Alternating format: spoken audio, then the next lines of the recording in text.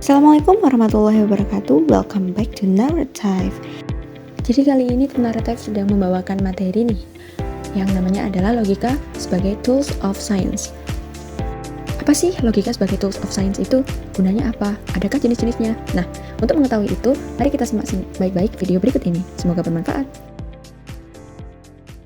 Logika sebagai tools of science oleh kelompok 12 dari kelas KE 2023. Disusun oleh Safira Basri dengan NIM 150, Alham Umar dengan NIM 172, dan Decana Rosita dengan NIM 173. Apa itu logika? Logika adalah cara berpikir untuk penalaran menuju kesimpulan yang benar. Logika adalah sarana untuk berpikir sistematis, valid, dan dapat dipertanggungjawabkan.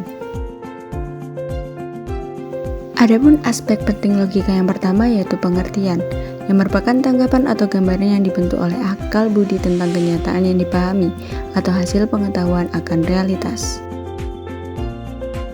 Yang kedua yaitu preposisi atau pernyataan, yang merupakan tanggapan atau gambaran yang dibentuk oleh akal budi tentang kenyataan yang dipahami. Yang ketiga yaitu penalaran, suatu proses berpikir yang menghasilkan pengetahuan. Ada pula macam-macam logika, yaitu logika deduktif dan logika induktif. Logika deduktif adalah proses berpikir yang bergerak dari premis umum ke kesimpulan yang khusus. Kesimpulannya pasti benar jika premis benar. Yang kedua yaitu logika induktif, yang merupakan proses berpikir yang bergerak dari premis khusus ke kesimpulan yang umum.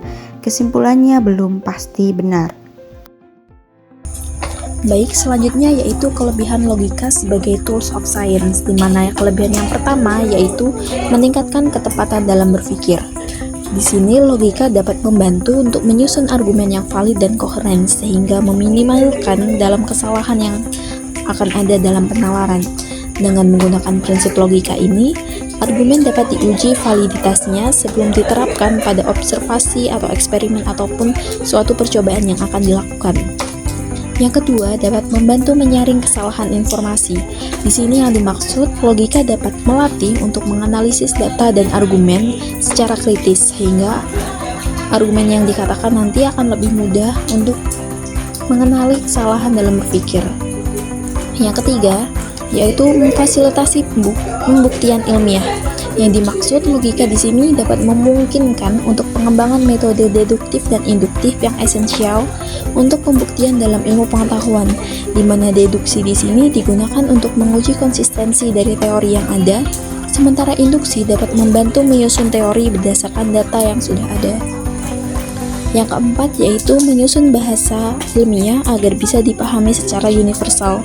Di sini yang dimaksud logika dapat membantu dalam menyusun bahasa ilmiah agar jelas dan tidak membingungkan. Selain itu, dalam dunia sains, para ilmuwan dari berbagai negara perlu berkomunikasi dengan cara yang mudah dimengerti oleh semua orang.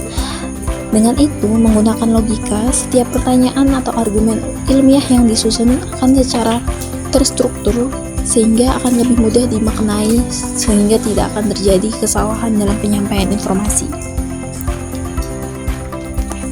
Selanjutnya yaitu kelemahan logika sebagai tools of science, di mana yang pertama yaitu keterbatasan pada konteks yang kompleks. Di sini yang dimaksud, logika seringkali tidak mampu menangani masalah yang melibatkan kompleksitas tinggi dan ketidakpastian.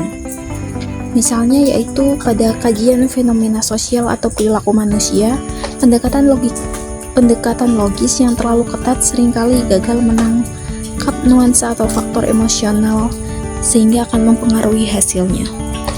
Yang kedua yaitu abstraksi berlebihan. Di sini, logika seringkali melibatkan pengabstraksian fenomena nyata untuk menyederhanakan dari analisis yang dilakukan, sehingga dapat menyebabkan hilangnya detail-detail yang penting sehingga mempengaruhi hasil yang akan didapatkan. Yang ketiga yaitu ketergantungan pada premis yang benar, di mana pada logika deduktif ini hanya seakurat premis yang digunakan.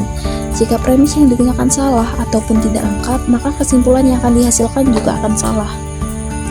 Yang keempat yaitu kesulitan dalam mengartikan aspek empiris. Di sini yang dimaksud logika seringkali kurang memadai untuk mengakomodasi aspek empiris secara langsung, terutama jika data yang digunakan mengandung unsur yang memiliki ketidakpastian. Baik, selanjutnya yaitu solusi dalam menghadapi kelemahan-kelemahan yang telah dipaparkan sebelumnya, yaitu yang pertama dengan menggabungkan pendekatan logis dan empiris. Di sini logika dengan penggabungan dalam menggunakan metode empiris seperti metode statistik atau pendekatan ilmiah yang menggunakan berbasis data dapat membantu mengatasi kelemahan dalam mengatasi ketidakpastian. Penggunaan alat seperti model probabilistik dapat membantu menangani data yang tidak pasti ataupun data yang kurang lengkap. Yang kedua yaitu menggabungkan perspektif pada bidang lain. Penggunaan logika sebagai alat analisis dapat diperkuat dengan menggabungkannya dengan perspektif dari bidang lain seperti psikologi, sosiologi, atau ilmu data, sehingga dapat memberikan wawasan tambahan dalam menilai konteks yang kompleks. Yang ketiga, evaluasi premis secara kritis.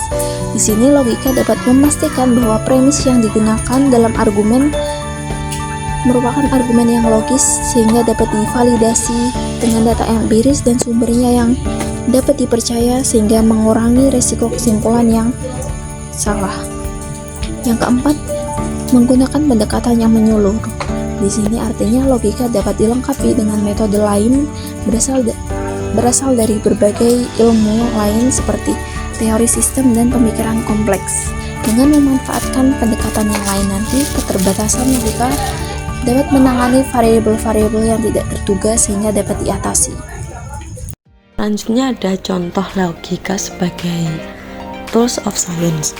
Dalam proses identifikasi struktur molekul vitamin C, peneliti menggunakan logika deduktif dengan berangkat dari premis mayor yang umum, yaitu setiap gugus fungsi memiliki pola serapan inframerah spesifik. Premis ini kemudian dikaitkan dengan premis minor yang diperoleh dari data empiris, yakni puncak-puncak serapan pada spektrum FTIR yang menunjukkan adanya gugus-gugus fungsi tertentu dalam molekul vitamin C. Melalui pendekatan logika deduktif, peneliti berhasil menarik kesimpulan dengan mengidentifikasi struktur molekul vitamin C berdasarkan pola serapan spesifik yang teramati pada spektrum inframerah tersebut. Berikut adalah referensi-referensi yang telah kami gunakan untuk menyusun PowerPoint ini. Demikian pemaparan materi logika sebagai tools of science oleh kelompok 12 KE 2023. Semoga bermanfaat dan thank you for watching.